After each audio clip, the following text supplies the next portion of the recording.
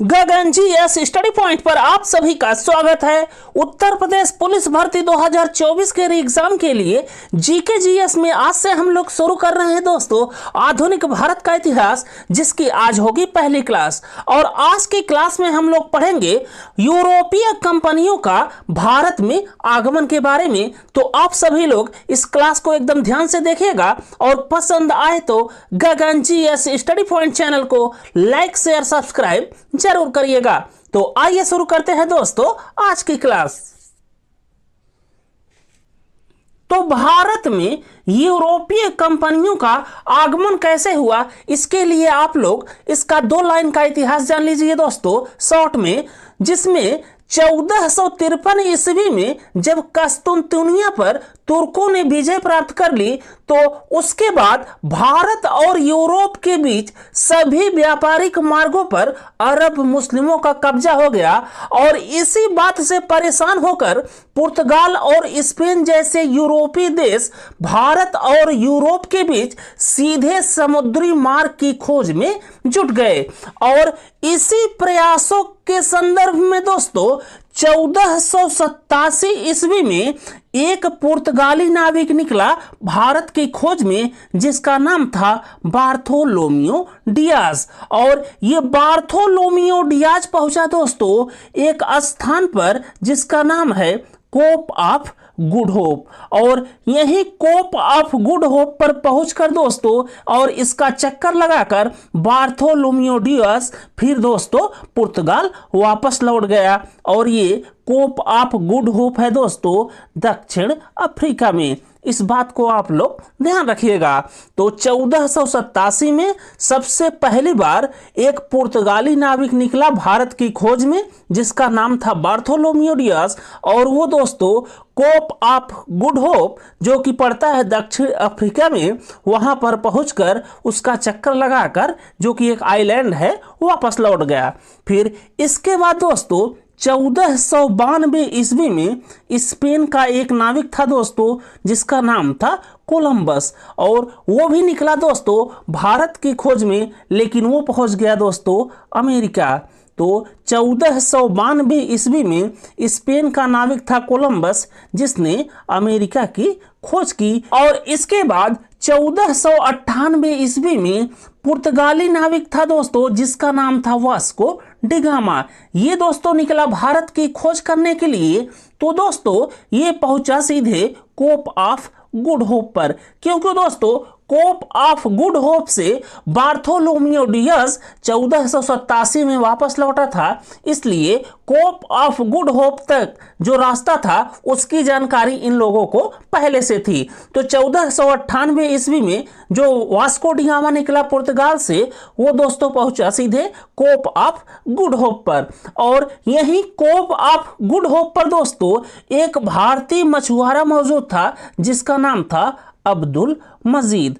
और इसी अब्दुल मजीद की सहायता से वास्को डिगामा 1498 ईस्वी में दोस्तों पहुंचा कालीकट, जो कि है भारत में। और जब दोस्तों वास्को डिगामा 1498 में कालीकट पे पहुंचा, तब वहां के राजा थे जमोरिन। इस बात को आप लोग ध्यान रखिएगा।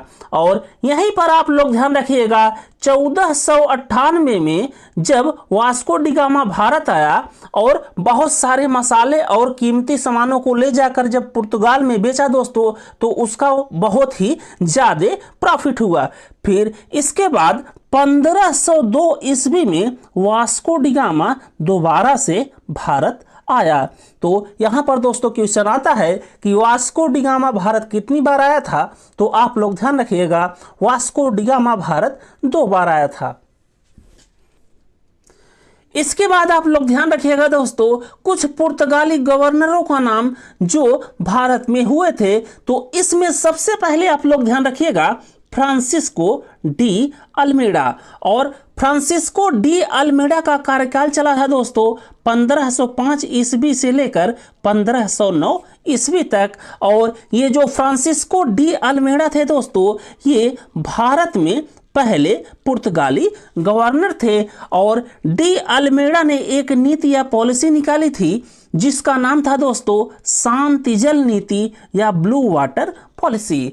तो इस बात को आप लोग ध्यान रखिएगा, भारत में पहला पुर्तगाली गवर्नर था फ्रांसिस्को डी अल्मेड़ा। आप लोग बस ध्यान रखिएगा डी अल्मेड़ा।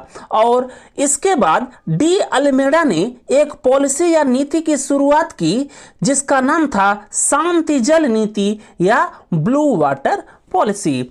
इसके बाद जो अगला महत्वपूर्ण पुर्तगाली गवर्नर हुआ दोस्तों भारत में, उसका नाम था अल्फांसो डी अल्बुकर्क, जिसका कार्यकाल चला 1509 ईस्वी से लेकर 1515 ईस्वी तक। और डी अल्बुकर्क को दोस्तों भारत में पुर्तगाली शक्तियों का वास्तविक संस्थापक कहा जाता है। और डी अल्बुकर्क ने दोस्तों 1510 ईस्वी में गोवा को जीत लिया बीजापुर से। और इस गोवा में दोस्तों जब उसने इसे 1510 ईस्वी में बीजापुर से जीत लिया, यहाँ पर इसने सती प्रथा पर पूरी तरह से प्रतिबंध लगा दिया। तो इस चीज को आप लोग ध्यान रखिएगा। अल्फांसो डी अल्बुकर्क जो कि गवर्नर बना दूसरा 1509 में भारत में पुर्तगालियों का, और यह भारत में पुर्तगाली शक्तियों का वास्तविक संस्थापक भी माना जाता है। और इसने 1510 ईस्वी में गोवा को जीत लिया बीजापुर से और वहां पर सती प्रथा को पूरी तरह से समाप्त कर दिया। इसके बाद एक और पुर्तगाली गवर्नर का नाम आप लोग ध्यान रखिएगा जिसका नाम था नीनो डी कुन्हा। और यह पुर्तगाली गवर्नर बना दोस्तों भारत में 1529 में। और नीनो डी कुन्हा ने दोस्तों एक काम किया जो कि था गोवा को 1530 में अपनी राजधानी बना दी। तो इस बात को आप लोग ध्यान रखिएगा। नीनो डी कुन्हा ने जो कि एक पुर्तगाली गवर्नर था, उसने गोवा को अपनी राजधानी बनाया 1530 में। बस इन 3 पुर्तगाली गवर्नरों को दोस्तों आप लोग ध्यान में रखिएगा, यहीं से मैक्सिमम क्वेश्चन पूछे जाते हैं।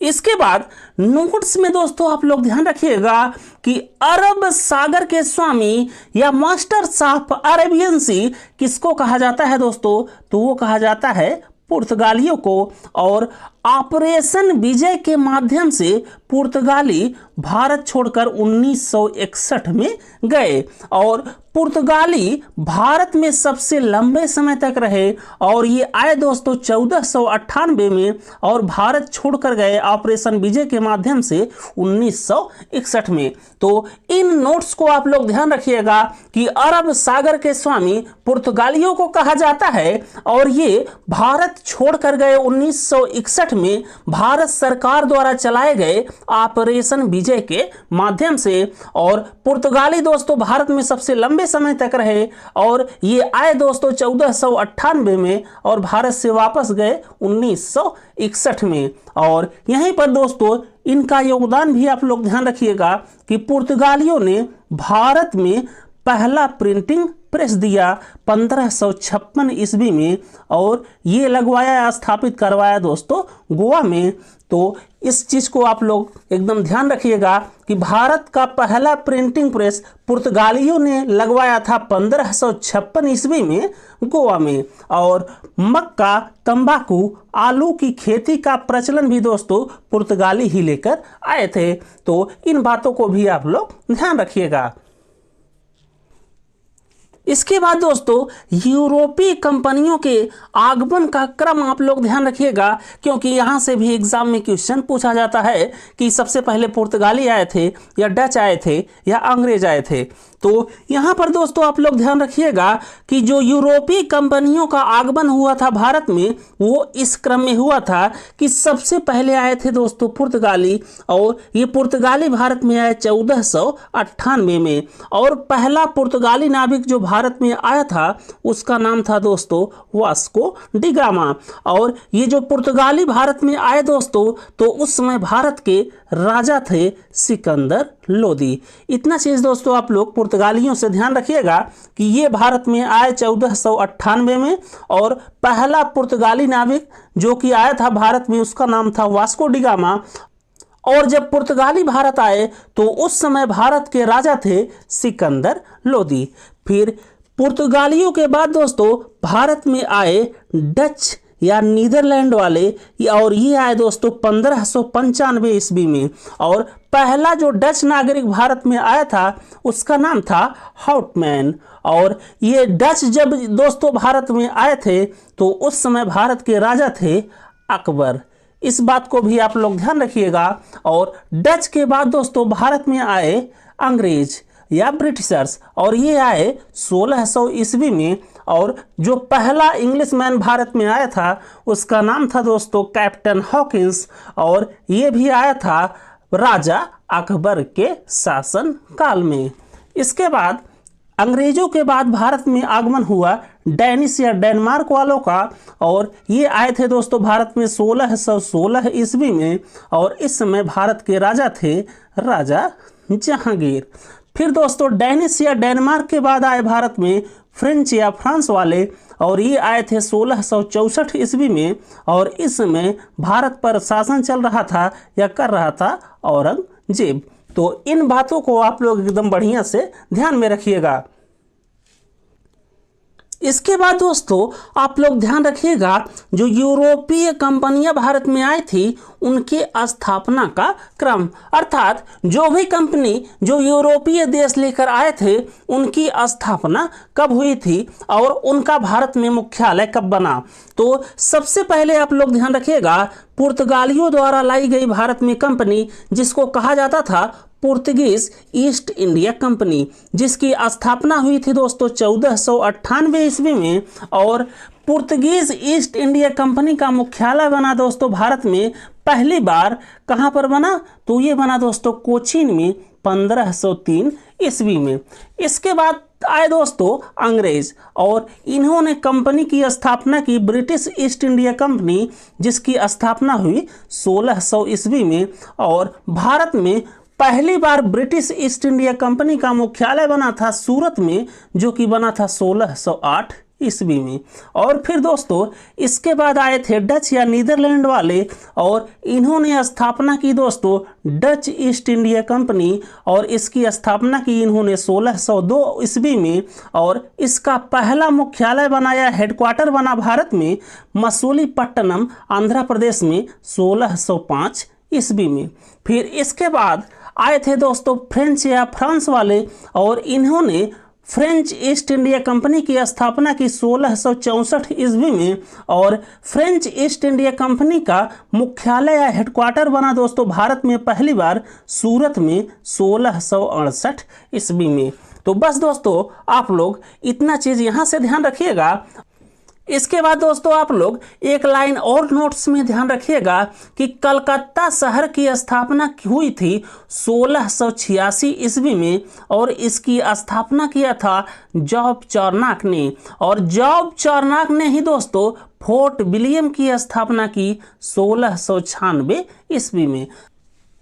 तो बस दोस्तों इस क्लास में हम लोगों को बस इतना ही पढ़ना था अपने एग्जाम के लिए। अगर आपको ये हमारी क्लास अच्छी लगी हो तो आप सभी लोग गगन जीएस स्टडी पॉइंट चैनल को लाइक कीजिए, शेयर कीजिए, सब्सक्राइब कीजिए। थैंक यू दोस्तों, जय हिंद। मिलते हैं अगली क्लास में।